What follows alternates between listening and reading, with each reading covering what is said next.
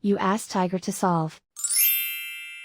This deals with linear equations with one unknown.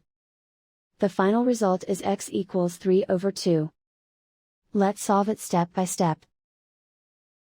Simplify the expression. Expand the parentheses. Multiply the coefficients.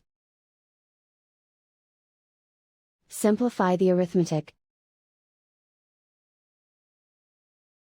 Group all constants on the right side of the equation. Subtract 15 from both sides. Simplify the arithmetic.